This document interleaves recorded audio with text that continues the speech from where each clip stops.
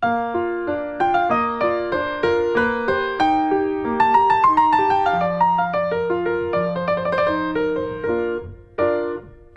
everybody, welcome to Back Issues. I'm Sal. I'm Ethan. I'm Ben. Spoon! We're going to be talking about The Tick. Oh, that makes a lot more sense. Yeah. I thought you wanted me to. Oh. No, we're doing the Tick. How familiar are you with The Tick? Not at all. What do you know about The Tick? I know that he fights a villain named Chairface Chippendale. Okay. Whoa. He has a moth friend. Yeah, there we go. I know Starts that. with an A. Yep. Aardvark? No. No? It's a real name. Yeah. A person's name. Andy? All right, we got a lot to cover. Albert? So I think, I want to say it's like a parody-ish yeah, of superheroes and yeah. stuff. Well, you're not wrong, but let's jump into it. So The Tick is a phenomenon, I think, not unlike technomenon? A technomenon. Arthur. It's Arthur. Arthur. It's Arthur. Hey. Got it. All right. I was thinking of Arthur the Aardvark. Oh, from literature and cartoons. Yeah. Yeah. The Tick is one of those things that could only exist because the 90s was a thing. Okay. You understand what I'm saying? Yeah. Yes. Like the concept of if someone was just blind pitch you Teenage Mutant Ninja Turtles, they'd laugh you out of the office. But because the mid to late 80s existed, we have this thing. Just like 1992 existed, so the Max was this thing. Someone's getting paid today because of an idea that no one would greenlight today that they had 20 years ago. So it is with The Tick. The Tick is one of those things that just was a perfect storm for me. I watched the cartoon, but because I read Wizard Magazine, I was also aware of The Tick as a character in comics. I was aware when Fox Kids debuted the Tick animated series, I was like, oh, this is one of those things that fueled my young mind into thinking that things Sal liked automatically got things like shows and toys and shirts and movies and stuff, because eventually everything gets one of those. Well, not only that, but like, well, I like it, so it's got to be good. Well, I like it, and there it is. Right. Because it happened over and over. Spawn, The Max, Tick. The Tick. There's a Frank Miller creation called Big Guy and Rusty. Has an animated series. Ultra Force the thing. Wildcats has a show. They almost got a Youngblood cartoon. I didn't even know it was a comic Well, book. there you go. Let's talk about the comic origins. Ben Edlund creates The Tick in the late 80s, like 88.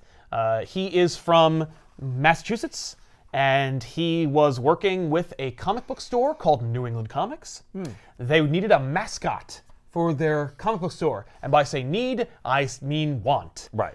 So Ben created one called The Tick. Literally just, here's The Tick. Drew him, here's one of the first images of The Tick ever. And so New England Comics used The Tick to sell books from their store. You know, like, The Tick says, buy comics from New England Comics. So he was instantly recognizable as a superhero character. But also Well, kinda because we silly. gave him a Yes. name that started with the. Yes. the, and then word that nothing should ever be called a Yep. superhero. He has huge muscles and a suit. Yes. But he's Superhero got also it. gross because it's Right, a tick. 'cause And he's a tick. I remember we were talking about this a while back, but you were like, of course it's the tick, because there was like a practical pandemic of ticks in the Northeast. Yeah, people from Lyme, Connecticut is where Lyme disease was one of the places it was first identified. So yeah, in New England, there was tick mania. Right. Yeah. You hear that, Connecticut? 90s. Get off your high horse. You're known for Lyme's disease. It's Lyme disease. Wow, Arthur. Arthur, that was savage.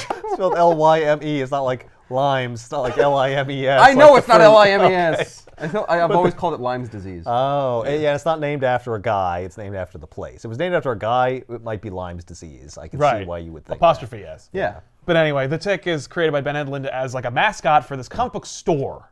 that. Right. Yeah. Not Not a company. publisher, No, not a just line, one it's just a single store. store. Yes. And New England Comics Because that has... always works out for a comic book store. It did for New England Comics because they leveraged that character into comic books. They were like, you know, Ben, you can draw and write. I guess. Because anybody can write. Because anyone can. And so he created a series of comics, and New England Comics published the books. And this is, of course, in the black and white independent comic book era of the mid to late 80s. This is the tail end of the 80s. Are these the books? These are they. This is the complete collection of every book that Ben Edlund wrote and drew for New England Comics. And then New England Comics would get any other people to work on the book periodically. The Tick is only sporadically released. And in fact, like after a certain number of issues in black and white, they were like doing well enough where they could recolorize the book and then reissue the entire damn series, being 9 to 12 issues, in color. When I first got my first issue of the Tick, it was Tick number 9 in color. Oh, okay. That so by the appealed to me. time you were into it, it was already They had already reprinted it in color. Yeah, the swing was well swung. Yes, and they were also, of course, promoting the show on Fox Kids. Right. And I was intimately familiar with it, being a fan of cartoons at the time and today. Oh, so you actually knew the show first? Well, I know the comic and recognized the show, but the comic was difficult to achieve because it was produced by a comic book store about 8 to 10 years prior to my interest in that character. Right, it wasn't easy to come by. No, Tick books were hard to find. I'm sure it didn't ship all that far either. No, I mean, well, that's the question. Was it like a regional phenomenon, or did they ship nationally? They did ship nationally. Okay. Well, they shipped far enough for it to catch the attention of other people. Here's why I'm talking about a perfect storm, by the way. Okay, so this comic book store gets this young, incredibly creative, talented person to create an entire character for them, which they publish, and if no one's ever published a Tick book since, just New England Comics, they're a publishing line who makes Tick books sometimes. And Tick ancillary books. Characters who appeared in the Tick, they also occasionally get books, and New England Comics puts those out too. Right. And actually, New England Comics has done well enough where they have multiple stores in New England. Yeah. But this happens, and it gets the attention of toy manufacturers who are calling Edlund up and being like, we want to make action figures based on this superhero. What? Why?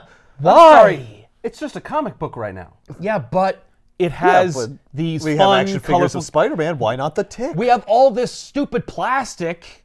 Why not mold it into the shape of something that could achieve money from these stupid children? Right. I mean, like, that's their mentality. Yeah. And they're like, and we can make a cartoon show out of it because that's the model in the mid to late 80s. You make the toy. You make the toy. Then you make the TV show. We have the toy, and then we use the TV show to sell the toy, and that's how it works. Go watch Toy Galaxy if you want to know more about that. But they approached Edlund constantly, and he was like, and what's funny is he became kind of like jaded and bitter about it even then, when he would do interviews about this process in the letters page of this very book as it was coming out, where he's like, I mean, please, you know, like everyone talks about what's happening. He talks about Hollywood like, well, they always say it's happening or this is going to be a thing. And then like a year goes by and they don't remember who you are. And, you know, and then you're trash. But the reality is, like, who gets called after 3 issues of your self-published, practically, original character named after a thing that gives people diseases?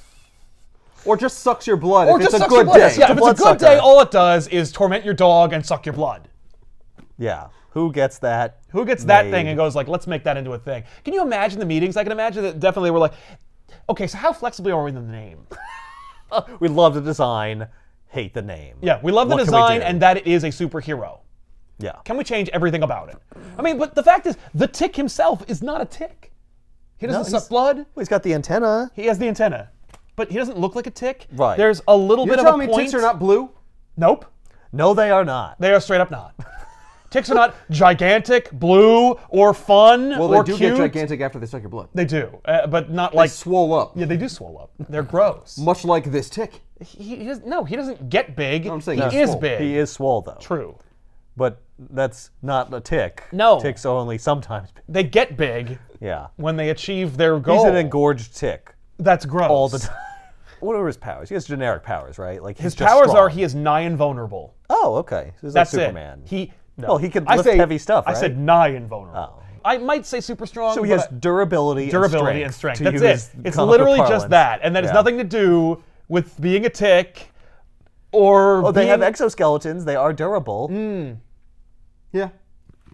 Strength, I don't know. The ant would make more sense for that. Yeah. Yeah, but we already have an Ant-Man. We can't make that. Right, Yeah. that's the thing. Edlund launches the Tick book, and because of the black and white independent comic book craze of the mid to late 80s, the Tick immediately joins the annals of books like Cerebus or Ninja Turtles. Ninja Turtles, yeah. And the only one I know. That was and also, well, and like things like Strangers in Paradise, Bone, Mm. which would come much later, but still Bone Yeah. was part of it. A Concrete. The Tick's origins from his comic, I mean, like, unless you read like the first appearances of his, the first time you see him, he's in the asylum, and he's got a straitjacket on, and he frees himself and decides to become a superhero.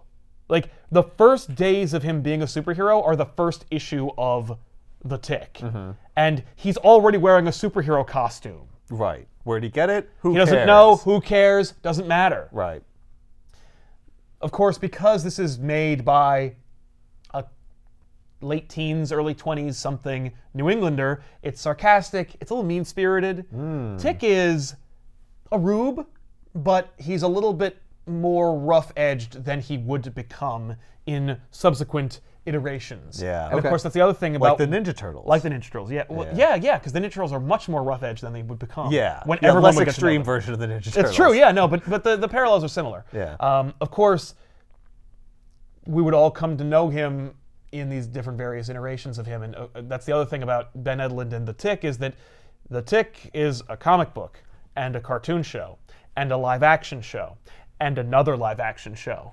And in each subsequent version of the Tick, there are a few things that always remain. It's almost like Edlund keeps trying the Tick every new generation. Are you ready yet? Right, is this the time when the Tick's gonna blow up? Right. But the Tick arguably blew up because it's a thing at all. Yeah, like compared to where it should have ended up. Right, which is blew up. which is in the Which is on under the window inside of window of a comic book store in New England. Which is not helping sell comics. Yeah, instead it's in folds of my brain where I will remember things he said for the day. Yeah. I have this.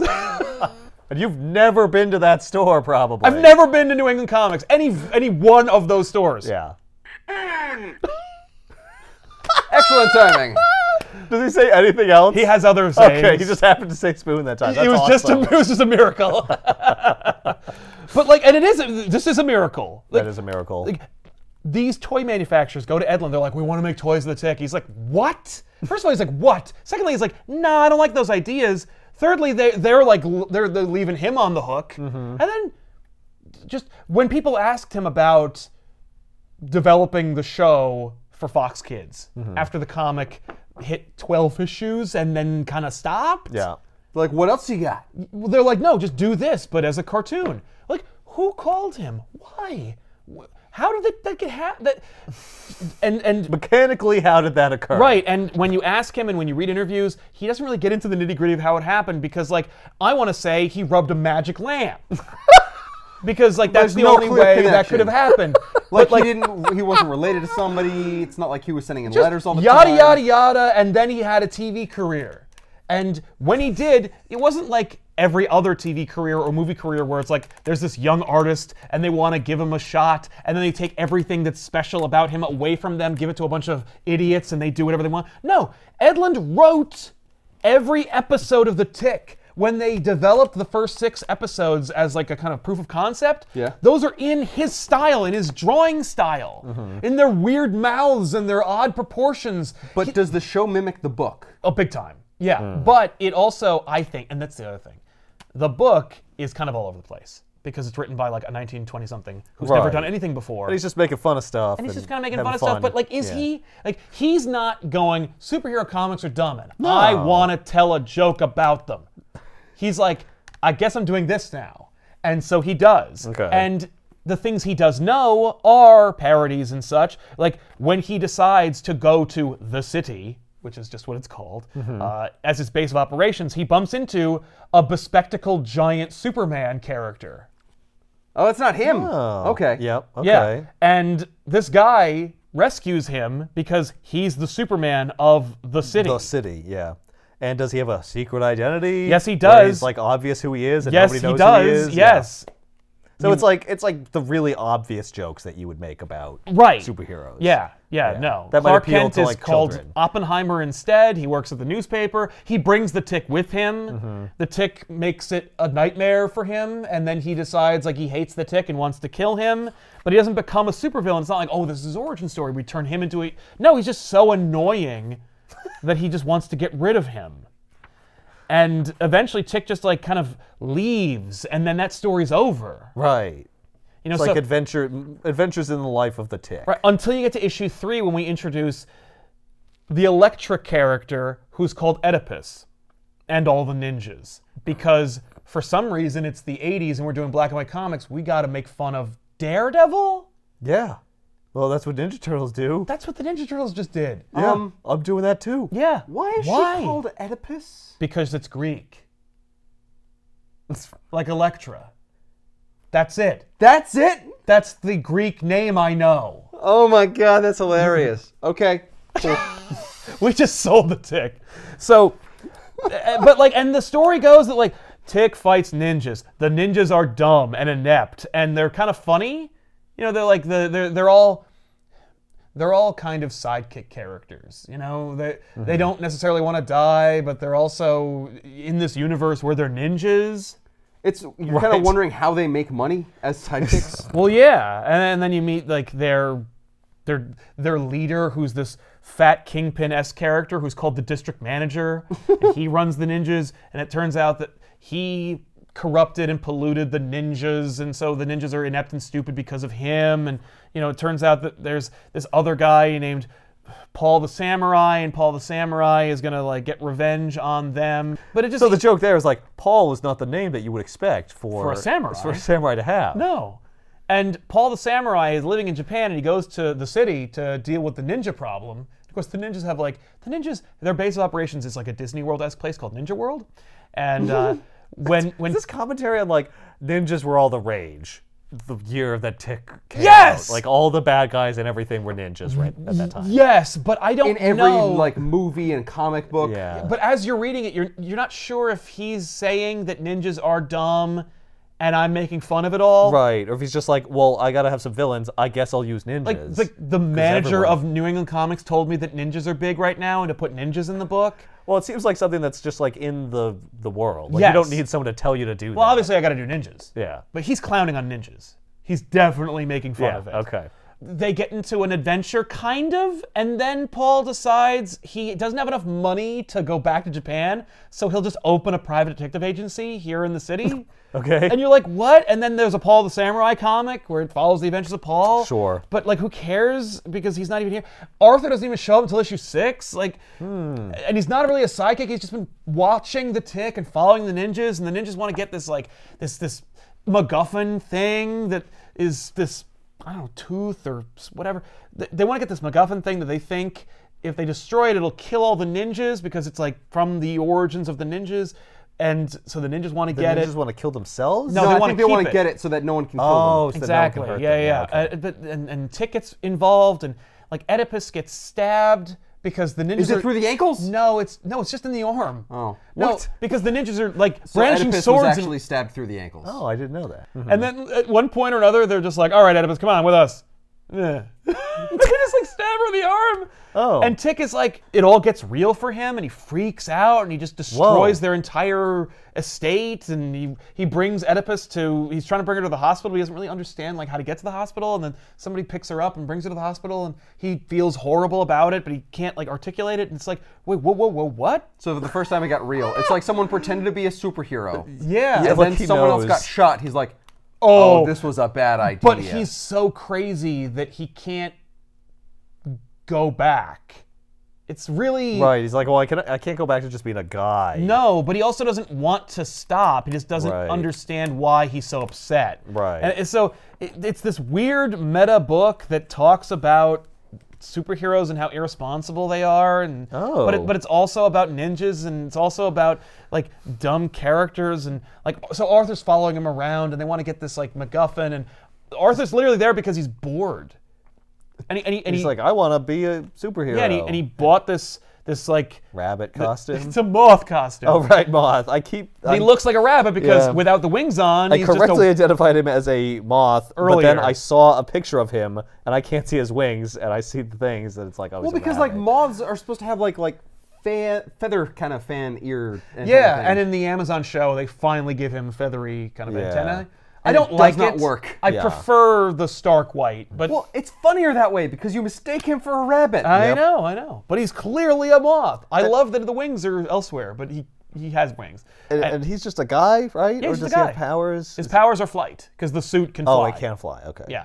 No, and see, I would not put it past them. And I was really expecting that when the show launched, that like Arthur couldn't fly, but he has this flight suit. It's like the irony being like he's from the Island of Misfit Toys. Like you can't even fly and you have a flight suit. Yeah, like everyone's a failure in this universe. But much later on, the comic finally becomes like a superhero parody because it starts off as just here's the Tick, then the Tick fights ninjas, and you're like, that's not really a superhero book, but I guess if you're reading Daredevil, it is. And then they deal with Oedipus, and then Arthur gets introduced, and then Paul the Samurai shows up, and it just gets further and further deeper into that. Then they finally wrapped up that, and then they introduced like a Tick analog character called the Red Scare, who's like an evil Soviet version of the Tick, but he's not like a clone. He just happens to be big. But the Red Scare, he just shows up like, I'm your enemy. And I look like you, but I'm red. The Red Scare is assigned to another hero called the Running Guy. And the Running Guy is supposed to deal with the Red Scare, but then when Tick sees the Red Scare, he just fights him because he's a supervillain. And then Running Guy shows up and he's like, "Hey, asshole, that's my bad guy." And if you're thinking, "Oh my God, this kind of sounds a lot like Venture Brothers." Don't worry, because the co-writer and creator of the show for Fox Kids with Ben Edlund, Richard Liebman Smith, would also later on help develop and work on Venture Brothers. Oh. So. Yeah, no, Venture Brothers is very much nothing without the Tick and the parody of the superhero genre. Oh, that works. But that's cool. It just gets further and further off the rails, and then they just go, okay, well, I guess we're going to do this now. And that's how the book goes. Just, I guess we're going to do this now, and then this now. And you're like... Right. And so it's like, well, we're making money. We're not going to stop writing. And also, but this is a young writer. And he hasn't run out of ideas. It's just kind of like, I don't really have any to begin with. Well, certainly no big ideas. No. Tick teams up with a hard-boiled detective, and he infiltrates Chairface Chippendale's big party. Chairface Chippendale is a supervillain that they invent for that story, who is literally just an articulate, chair-headed villain who has a big laser that he's going to use to write his name on the moon. And that is directly adapted into the cartoon. Actually, a lot of stuff from here, and that's a thing you'll see throughout the Tick, is that like a lot of stuff from here will end up in the cartoon, and a lot of stuff from the cartoon will end up in the show, and a lot of stuff from the show and nothing. Because there was one It's idea. all just going to keep going, and it's just all it's just Ben Edlund every 5 to 10 years reinventing the Tick for another audience, which is kind of neat. You know, for whatever reason. Maybe it's my nostalgia, maybe it's because the Tick is so pure-hearted, but there's something about it that makes me go, I'm not going to call you a hack because you just have the same idea and you keep doing it every few years. Right. Because I guess I just want the Tick to work and I want people to enjoy it. But at the same time, if you're never going to change anything, What's the point? already had it. Well, no, in a comic book, in a cartoon, in a live-action show. in 2 failed live-action shows. Yes. Right. Well, though I will argue that the Amazon series did the most different thing. It was the biggest departure, and that's the thing, is that it is an interpretation, and it's a reinterpretation from that era. This comic is very much a product of the 80s comic book scene. The cartoon is an adaptation of this made for a block of programming that has to exist because Fox wants to dominate the animation for kids Saturday morning market. Right. The live action show is the people at Fox are trying to make a show and they don't have any goddamn ideas. And Barry Sonnenfeld from Men in Black wants to develop the Tick into a live action show, and so they do, starring Patrick Warburton. But that in and of itself is also hard to do because you're doing a Tick show with real human beings in a fantastical world of superheroes, so it's going to cost you an arm and a leg every time you want to do something. So the show got canceled pretty much out of the gate. Right. Just for budgetary reasons. Yeah, and in just fact, really never had a actually, chance. it wasn't even the budget. The budget was big time. But the head of the studio left or was replaced, and the new studio threw out everything that was under the purview of the previous head of the studio. Right. The only thing that could have saved it if it was some kind of runaway success. Yes, if you can't, that was printing it's money. uncancelable. Yes. Right. Yeah. But it was very easy to make that decision. Right. And then the Amazon show was, it's essentially a parody show of the superhero genre, but made as a streaming service, metatextual superhero series in 2018. So it's like, yeah, of course it's going to be different. Hopefully it'll be different because it has to be something else. And if you just keep doing the cartoon or the comic, it's not going to work. It's not going to translate. Well, and comics have changed so much. That's right. If you did a Tick comic today, and in fact they do sometimes, and they don't really translate very well, they have to be something else. They have to be parodying something else if it's a parody book, or if you're never going to make the Tick a serious character. Right. So it has to be a parody book, or at least a humor book. But you got to be parodying what's happening in comics, what's relevant now, or else it's only going to appeal to like a niche group of people who are just nostalgic for the old stuff. It's the South Park effect. So South Park has to keep changing and parodying the things that are happening now. Otherwise, South Park will be this thing. Yeah. And there's some people who out there, many people, who are like, I hate South Park now. And it's like, yeah, because South Park has outgrown you. Right. Like, and I don't mean to say that like it's more mature than you are. It's more like when you found South Park, it was parodying what you found relevant and important back then. Yeah. And so you loved that thing, this period. But eventually, you moved beyond it, and it went in another direction. Same with the Tick. Like, I'm not a huge fan of the Amazon show because it's nothing like my Tick. Right. At all. Right. And you want to see the Tick again. Right on down to the casting. Right. But at the same time, you still want it to exist. You don't want them to say the Tick is a bad idea. No, and I don't think it is because it constantly has new life. Like, the only thing that hasn't actually worked is an ongoing Tick book. Would you say that part of the Tick's problem might be that unlike other superheroes, like Spider-Man, who have been written continuously and allowed to gradually evolve, the Tick gets done in fits and starts. Yes. So there's been no continuous evolution. No. And so every time they do it and try to update it, it's like, well, what the hell is this? This isn't like the last time I picked up a friggin' Tick book. Exactly. Well, like, what happened? Yes, and of course then they're trying, because comic books are like a dying market, and that's what everyone else is saying, of course. I'm not necessarily subscribing to that theory, but I am saying that like comics are a smaller market than TVs and movies and stuff because comics constantly try to ape off of the movies and shows from which they are based. Every time you pick up a Tick book, it's usually trying to ape off of one of those other things.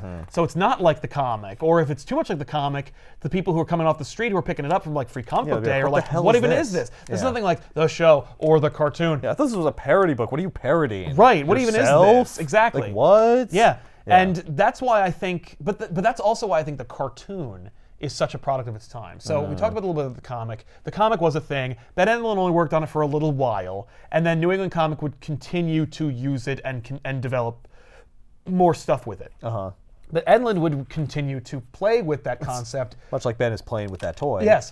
I beg your pardon? Good contribution, Tick. Are interested in merchandising, because why else am I making a freaking cartoon show? Yeah, there's literally no other reason. Yeah, and so the Tick, this little comic that could from New England, is now not only a cartoon show that's like heading up a pretty stellar animated block of time. This was shoulder to shoulder with Spider-Man the Animated Series from '94 and Batman the Animated Series from '92. Well, because the character design looked good. Well, Tick is iconic looking. Great. Townsend Coleman is my Tick. That guy is amazing. We'll talk more about the voice acting in a second, but I just want to mention, like, so they're making the show and they're making the toys. There are a bunch of toys. The toys are not great. I mean, he has no articulation other than hips, shoulders, and neck. You know what's amazing about this? Okay. And waist, I guess. So if you grab... He talks. He does talk. If you grab a... I can barely play with this. If you grab a Toy Biz figure, odds are you could probably find in a trash bin or landfill somewhere a version of your Toy Biz action figure from the Marvel line that looks like this, where it's huge because that's the sculpt. And so occasionally over at Toy Biz, they would make like oversized figures. Like your Gambit figure, there's an oversized version, and so forth. And he says, "Oh, Sherry." No, he doesn't say anything because it's because Toy Biz is cheap. But they're making these Tick figures. This is exactly like that toy right there, because but just bigger. Bigger. Yeah. Because what they And do with is a they would voice make them thing. bigger. Well, that's the thing, is how are we going to make them spend more money on this character? Nobody knows who it is. Right. Oh, I know. We'll make it. We'll give it a gimmick. But this articulation, the head, the 5 points of articulation, 6 actually. The waist. Yeah. This has more articulation than that, because that is the bounding Tick figure. It's exactly like this, only the torso sinks into the hips, and then if you let go, he kind of like hops a little bit. Huh. But it's the exact same figure. It's pretty lame. It doesn't really do, and very cheap. Now, I will Yes. say, a bounding Tick makes sense because Ticks jump. Do ticks jump? No, they fall. Evil is afoot. Thanks, Tick. Yeah. Get us back on track. If you look a little closer, you can see there's actually discoloration on the torso. Yeah. Oh, yeah. The torso is different plastic than the arms and the legs. Yep. Same thing. Actually, that figure is in pretty good shape because it was probably out of the sun or light. There's all other figures of the Tick you will find Have this discoloration. Yeah. But I guess. the figures are cheap and they didn't sell very well. Yeah, what? Well, Well, you because can't play with the rest of your action No. figure line. He's huge. well, also, there's what am this I one over looking here. at? Yeah. Like, who is this? Because your heroes are parody characters, Right. like Deflator Mouse, who, of course, Deflator Mouse is named after the opera called Die Fledermaus, which is about a bat. Yeah. It's actually the opera that Bruce Wayne and the Waynes are seeing in the Nolan Batman Begins movie. Oh. So the show had the action figures, which didn't sell very well, and they weren't really successful, but the show still lasted 3 seasons. So it's like, okay, the show right. succeeded. Who was the bad. pufferfish guy? Sewer Urchin. There we go. Sewer Urchin is, of course, just Dustin Hoffman's character from Rain Man, but as a superhero. So it's this like, gee, I wonder what year they made the Tick in. Because for no reason, there's a superhero who goes, yeah, definitely. It's definitely going to be bad. Definitely bad, yeah. And you're like, what? But what's brilliant about it is that if you're a kid, you didn't see Rain Man, so you just No. think he's fun. But if you saw Right. Rain Man, you're an adult, you're like, huh, I guess that's funny. So it's like Looney Tunes. Yes. Yeah, where they're making references to characters that are long dead. You have no idea what they are as No a idea who kid, they are. but like, whatever. Yeah, It's but fun. if you're an adult, you're enjoying it. Yeah. Kind of for the. Oh, they put something in for me. Oh, thanks. Thanks for throwing me a bone. Also, it's timelessly hilarious. The first handful of episodes of the Tick animated series from Fox Kids were very much a product of the comic. They look like the comic, and they used a lot of those elements from the comic. Tick and then created for the animated series American Made team up because she's like the only effective, useful, real superhero, and even she's a joke because she's a maid. Right. She throws a shoe at people. That's like her Captain America shield. Honestly, who throws a shoe? Honestly. So they team up to take down Chairface Chippendale, and they do the exact same plot where Chairface Chippendale and his cronies are all celebrating his birthday, and for his birthday, he is going to write his name across the face of the moon because that way everyone will remember his name. It will achieve immortality that way. And Okay. all the villains What who a nefarious appear plot. in the book are also adapted and put into the episode. Okay. What? And by the way, fun little bit of continuity, Chairface gets the first 3 letters out before Tick stops him. Okay. And So the moon always says cha. yeah, so every time they show the moon, which of course in a superhero show is constantly, Yep. it says cha, That's awesome. which is a fun little bit. Yay. And then later on, Tick will end up teaming up with a Galactus parody character. And he wants to eat the Earth, but Tick doesn't let him. And so as a consolation, the Tick allows him to take a bite out of the moon. And so he takes a bite out of the moon, and so it says cha, and then there's a chomp out of it. And then they keep that going for the series. That's Oh my amazing. God. But like that little bit of attention to detail is clearly used from Liebman Smith, who will carry that over in Venture Brothers. So then you have the cartoon show, which is where most people who know and love the Tick remember the Tick from. Right. Which, arguably, great show. Townsend Coleman plays the Tick, and for the first little bit, Monkey's musicianist Mickey Dolenz plays Arthur. Because Ben Edlund had a lot of creative control over the show, he gets to adapt the book and kind of condense it, distill it, and make it a little cleaner.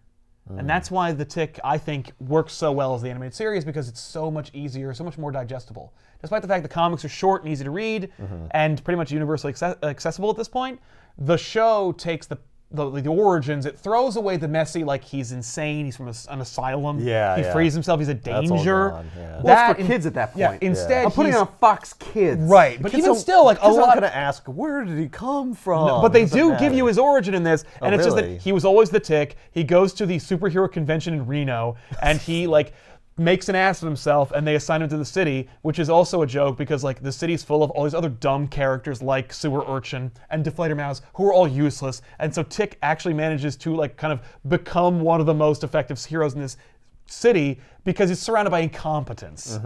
But that's cool. also allows him to meet Arthur, whose origin with Tick in the comic is so divorced. Arthur shows up halfway through the book and goes, I was bored, can I team up with you?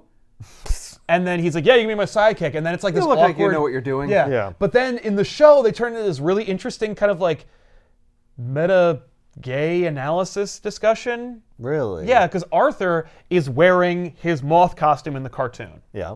And he's an accountant. And he's just there at his job wearing this suit. And everyone is uncomfortable. And his boss is like, you're fired. You're making everyone uncomfortable. And he's like, but this is who I am. And so he's fired. He loses his job. Interesting. And then as he's walking home and he's coming up with his plan for how he's going to survive, he meets up with the Tick, who's going on patrol. He's running across the rooftops. And he decides he's going to bounce off a flagpole and flip to safety. And he hits the flagpole. It just keeps dropping. And he goes, I'll bounce off that broad, flat surface. He just caves into the ground in front of Arthur, and then the two of them meet and then become friends, and Arthur brings Tick to his apartment because Tick, of course, is homeless and has no place to go. But Arthur doesn't really plan for this, and they get there, and they have a sequence which is exactly from the comic and in every subsequent version of the Tick you will ever see, which is Arthur brings Tick to his apartment. Tick is impressed and loves the apartment because it looks just like an apartment. Because he assumes that Arthur's a superhero. And he goes, so where's the secret trigger that you twist or turn and then all your secret crime busting equipment comes out?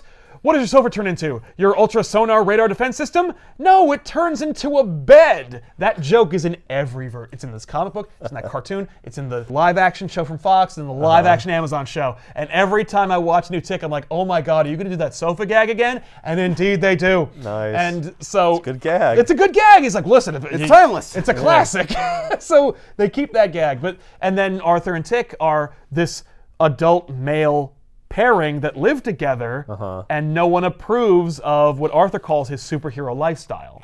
But also it's the fact that like he was in a interesting. job where like, no, this is who I am. You have to accept me for who I am. They're like, no. No, get out. Yeah, exactly. So Arthur and Tick are finally able to explore who they are because Arthur winds up really solving all the problems because he's smart. Because he's smart, yeah. Because he's an accountant. Yeah, and he's not insane. Right. If the problems were math based, I would take that. Well, no, but he's also analytical and intelligent and educated. So, Yeah. and the show carries on that idea a little bit, but then eventually abandons it to just do kind of like superhero parody jokes. Right. So it gets that in there, but Yeah. then it's like, okay, but we're just doing Right, the but show. we're not going to harp on that every time. Right. Arthur has a sister named Dot who was like, this is not helping you. I thought you would like grow out of your suit, not find a friend who also wore one. Right, exactly. But it's also like Dot being like, I just kind of hoped you would stop being gay. And instead, you're more gay.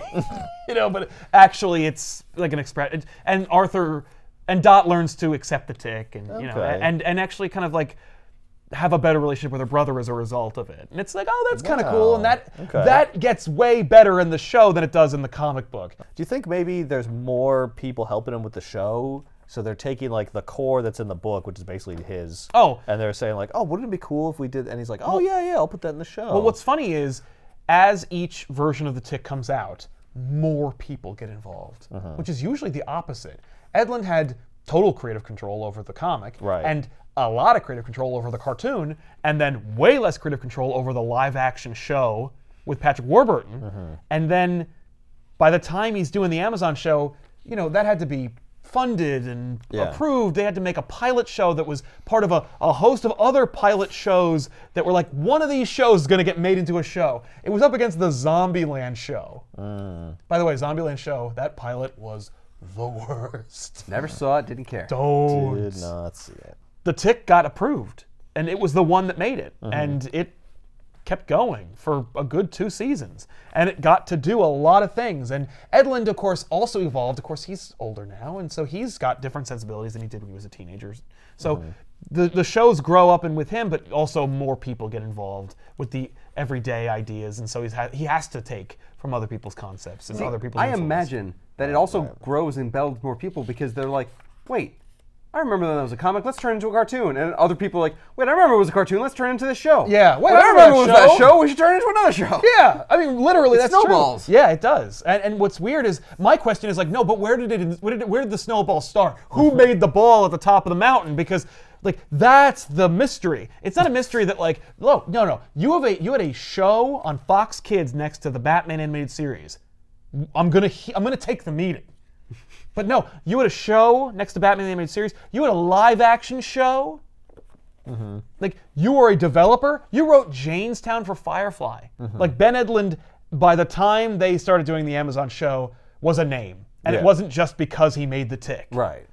But like, he had other stuff to his credit. Right. And I think because he made this in the time when, for some reason, dreams came true, that's how he got it. Like, it's just a weird phenomenon. You know, this is an unprecedented time we live in where anyone who has an inkling of creativity can just shit out a product and put it on the internet, and maybe some people will watch it. Yeah.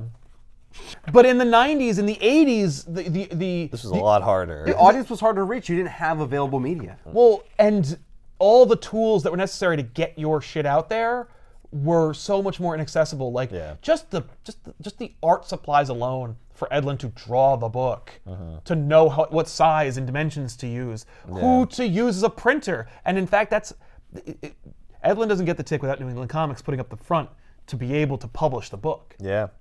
But New England Comics must have known that the Tick had some kind of cachet. Some kind of value. Yeah, some value to become something, well, to put up that kind of cash. It was, promoting their store. Their store. Well, and literally, I remember buying my first issue of the Tick, which was Tick, I think, number 9 in color. It's the one where the comet hits him. But there's like ads for this comic book store throughout this book. And I'm like, what? You know, if you're a child of comic books, like, the only comic book store I remember seeing ads for was Mile High Comics in Denver, Colorado. And that's because it was famous. It was the world's biggest comic book store. Well, of course we're going to advertise that. Yeah. But like, and they have the money to do it. But well, like, you get other advertisements. You get like baseball card companies and toy lines and video X-ray games. specs, any of it. But like, this is just New England Comics. We're just advertising ourselves. But it was amazing to see. And then, of course, there was the Fox live-action show with Patrick Warburton. And in fact, Seinfeld just ended recently. Patrick Warburton, his name carried along with it a lot of weight. Yes. Just him being associated with Seinfeld got pretty much that show. Yeah. And he loves the Tick and was really happy to do it. And because Sonnenfeld helped develop it, he got to work with like people who worked on Men in Black, and they developed the suit, which is why the suit looks so good. Okay. But they had different ideas, Edlund and the people who developed the show, over what that show should be. Like, is it going to be a superhero parody? Is it going to be a Seinfeld clone? Is it going to be like, and it wound up being nothing because it was trying to be all these things. Yeah. And so you had like people in these incredible costumes sitting in a diner talking about what was happening out the window, which, you got me. That sounds like a great idea. But then it also did these like, is it for kids? Is it for adults? Is it funny? And so it was trying to do all these crazy things with the format and with the premise that I just don't think it was able to do because it didn't have the money. It didn't have enough people behind it to believe in it. Yeah. And it just wasn't the time to make that kind of thing. The only one for me that works the best is the animated series because the animation allows it to do anything. He got to team up with Galactus. He got to become basically a herald of Galactus. Yeah, you get to do those totally off the wall. You can do anything. Thing. There's a moment in this book where the Tick and Arthur go to a superhero nightclub, which is directly adapted into the cartoon show. The cartoon show is hilarious. The comic book is fine. And I bet if it was the only one, it would be even funnier. Yeah. But the premise is amazing because Tick meets all these other characters, and then he introduces himself as the Tick, and they're all like, "Oh, geez," and they're like, "What's the matter?" And it's because there's already a Tick, and it's like, of course there would be characters that would, if you're going to be something generic, like a thing in public domain, like. Right. Someone's going to come up with that idea first. So the Tick shows up, and the Tick is unhinged, and he's brown, he has like a pointy thing on his nose, he looks like a Tick, but he also has like this weird shield that crushes anything. Oh, God. Like, what? Again, you're losing the premise here. Yeah. But Tick has to fight Tick, and then when our Tick beats that Tick has to relinquish his identity and everything he owns to our Tick. What? Because that's the rules. Those are the superhero rules? Yeah, based on... I get, like, you can't be the Tick anymore, but I also get your stuff. In the cartoon, that's all it is. It's just Yeah. that, like, Tick basically punches him so hard, he's like, okay, well, I'm just going to stop. I'm just going to stop because I don't want to get hurt anymore. Right. But in the comic, they're clearly playing with an element that they're going to carry over for Venture Brothers because they're like, well, no, the guild rules say that. Right. And I'm like, that's just the Guild of Clowns intent. Oh my God. Like, all the bureaucracy of superheroism, it's aped from this into the Venture Brothers show. That's kind of cool. Tick has to go, and then it's like, then the old Tick has to become like a Batman parody, has an estate and a Tick cave and Tick gadgets, a Tick chopper mobile, and like all this crap, and Tick's like, this is amazing. The old Tick has to live in servitude to our Tick, and then he's so angry and miserable about it, he goes and he wakes up a geriatric ancient supervillain called the Terror, who was like a supervillain back during like the Captain America ages. And he's like, hey man, like you need to come out, and he unearths the Terror, and so unleashes the Terror onto the city, and like, it's like, what? And then it becomes a sprawling superhero epic, kind of, and that becomes the foundation for the Tick Amazon show, because that's the most like a modern superhero show concept. But like in the cartoon, it was just, wouldn't it be funny if there was already a Tick? And all that stuff is still like, there. Oh yeah, and then he gets his stuff, and that's how the Tick gets access to like Tick gadgets and stuff. Right. And then we can do like a Batman thing. Right. Well, then what happens? Well, then I guess he wouldn't take it too well, and then he. Yeah, and he calls all the scene, becomes supervillain, obviously. Yeah, it's just like the stream of consciousness. That's what the like, book is. The book is absolutely a stream of consciousness. No, from the handling of Oedipus to the introduction of Paul the Samurai, to the abandonment of those things, the ninjas, the city, all the rules around the city and what you can do, who you can fight, all that stuff. Like, it's all just like, and then I guess like, it's just a mad game of Mad Libs. But the cartoon is like, that's what the episode is. Oh, and like, by the way, but it's not just all bullshit, because like in the same thing in the comic as it is in the show, like Arthur can't come in the superhero club. He has to go to the Psychics Lounge. And he's in there, and like there's all these robins, and like there's a dog, and like an ape, like a friggin' Tarzan joke. That's funny. Ben Edlund is a genius, and you know it not from his Tick, but from his Tick, but also from the other work he's done, which is impeccable. Right. Like, he is an incredible writer. So New England Comics just stumbled upon this guy who turns out to be like really you might call them smart. opportunists, where they were just like, we can't let this kid leave without at least, we're not killing the goose who laid the golden egg. Well, they probably were just like, oh, this guy's pretty good. All right, let's do something. I guarantee it was that. I honestly believe in my heart of hearts that the guys at New England Comics were They like, probably saw his art too, because his art is great. right, they were like, oh, this guy's pretty good. Yeah. Like, yeah, you know what? You know what you're doing. You want to draw something for us? It'd be way easier than trying to find somebody. Yeah. Look, and then turned out he also had some good, funny ideas. Promote Yeah. you. Right. Win-win. That's the thing. Is it like, no, you'll have this book that no one wants to read. We'll promote it. We'll publish it, and and we'll all get something out of it. Yeah. And then this came out, and they're like, oh, this is good. But it did. But you know what's funny? There's no like harrowing story to my knowledge. I've looked up like every Ben Edlund interview I could find. There is no seemingly animosity between New England Comics and Ben Edlund. Like, he clearly was able to make the show without any impediment from New England Comics. I'm sure it's just an amicable business decision. Like, why would New England Comics, the only publisher of the Tick ever, argue with Ben making a show? Yeah, you mean just, to tell me advertising when it opens up on the show, on the credits, it says published by New England Comics? Yeah, thanks. Okay, yeah, we'll take it. Done. Yeah. Well, there's more people going to buy the comic. Oh, you mean people are going to research for the Tick and then buy it from us? Yeah. Darn. Oh no, no, exactly. But the Tick is it's a great parody. It doesn't start out as a great parody, but it becomes something. Yeah. And that's the thing, is that in each subsequent version of the Tick, it finds an audience, and it doesn't even find the same audience, which I love. Like, it finds a new audience who loves that thing. I know people who raved about the live-action show with Warburton. Me, wasn't a fan.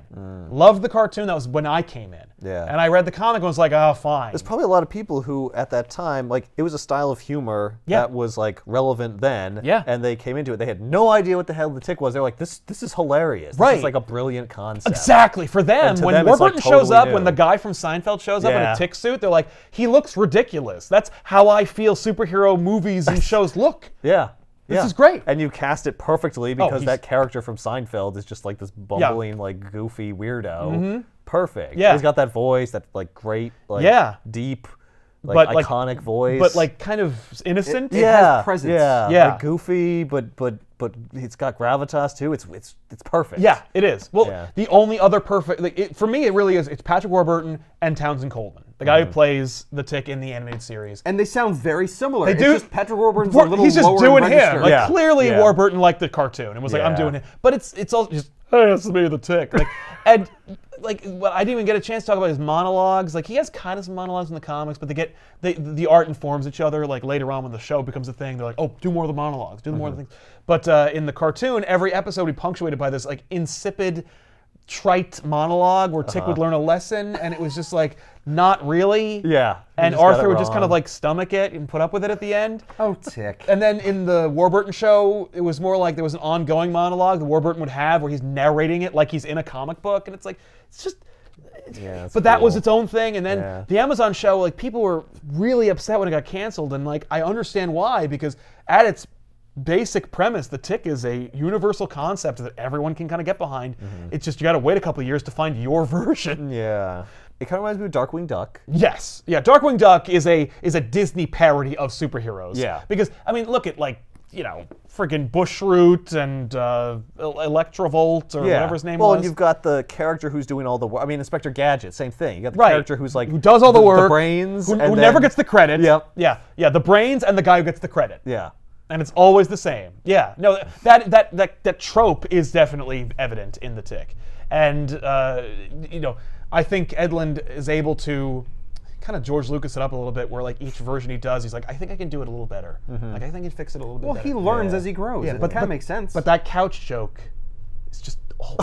What does your sofa turn into? It turns into a bed. When I say get into the Tick, it's more like if you missed it, just wait a little while because Find he'll be another version. coming around the mountain again. Like, but if you're interested, if any of those, like if you're looking for like a more serious current parody of the Tick, the Amazon show is perfect for you. If you're looking for more of like a what, the Warburton show, and it's like 10 episodes or whatever is good for you.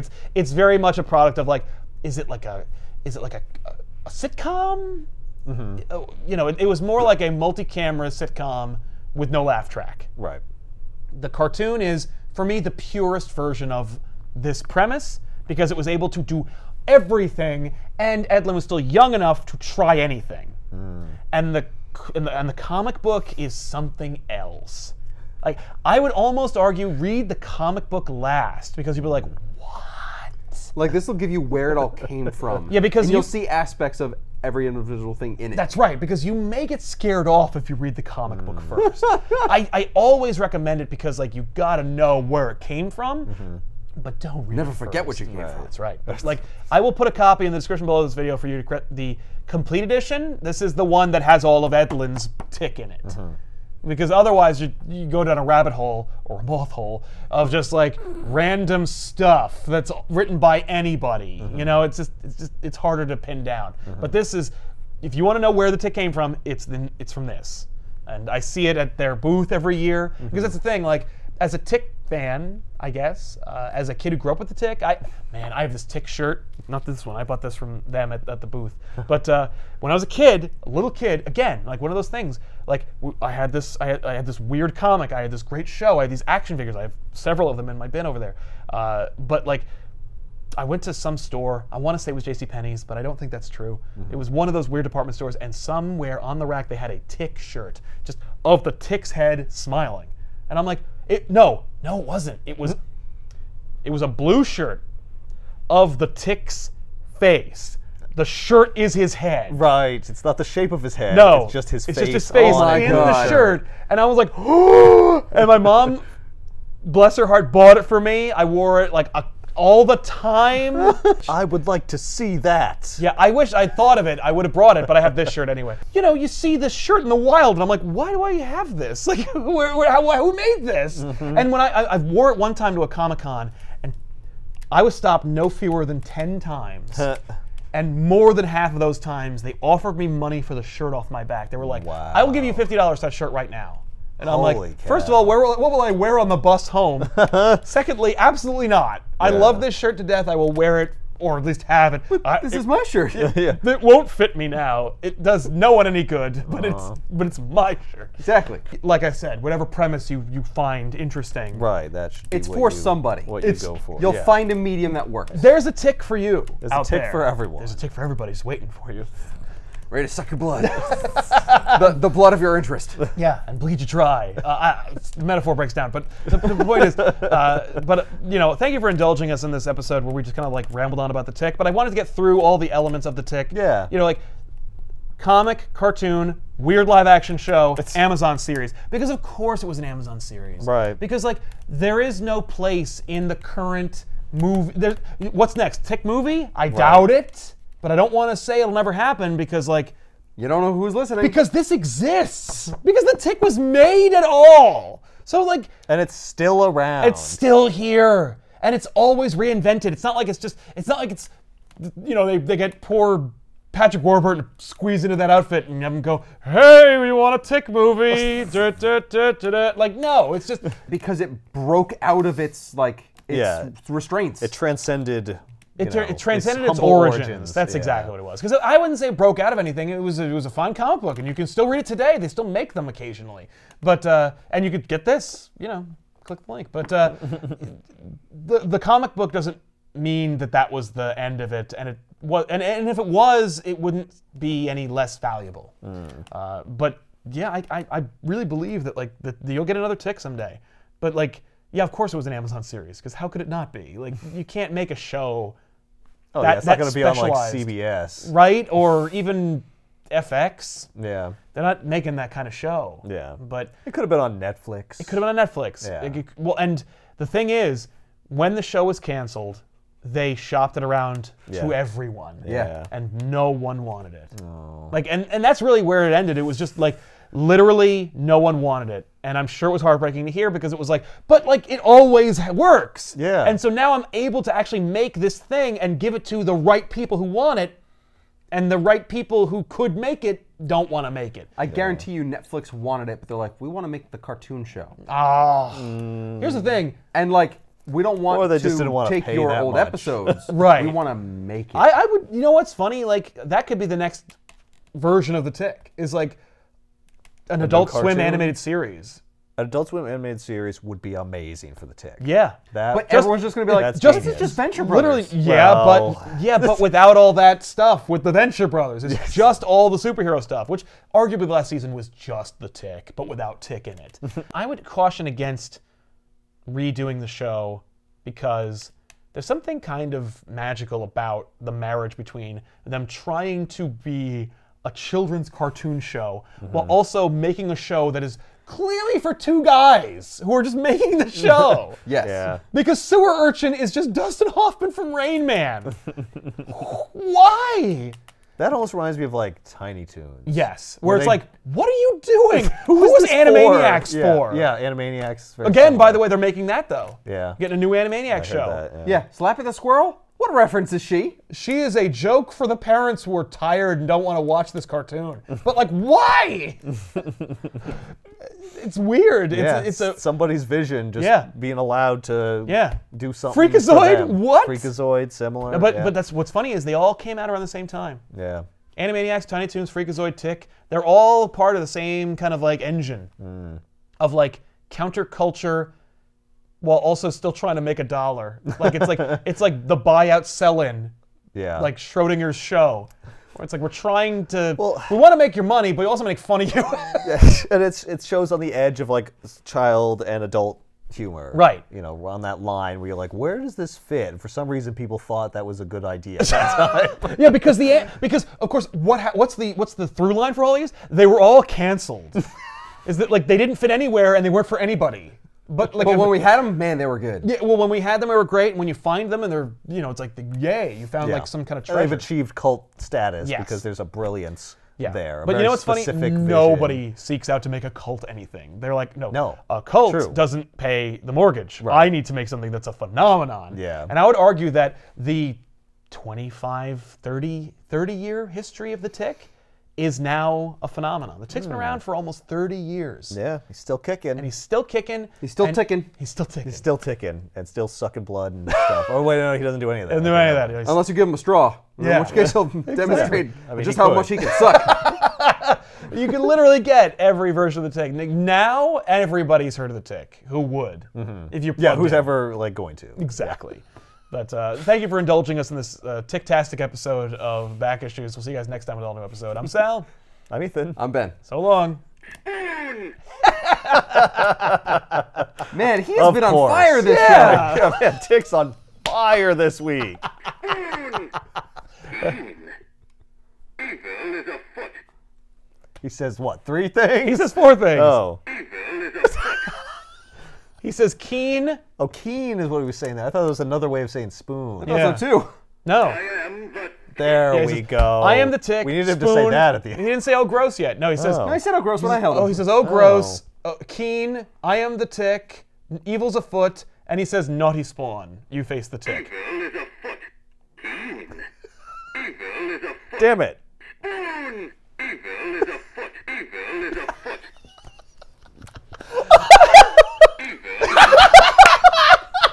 Oh, gross. There we There we go. So go. gross. Oh, gross. What determined? Evil is afoot. Oh, gross. Evil is afoot. I don't know if he's going to say the naughty one.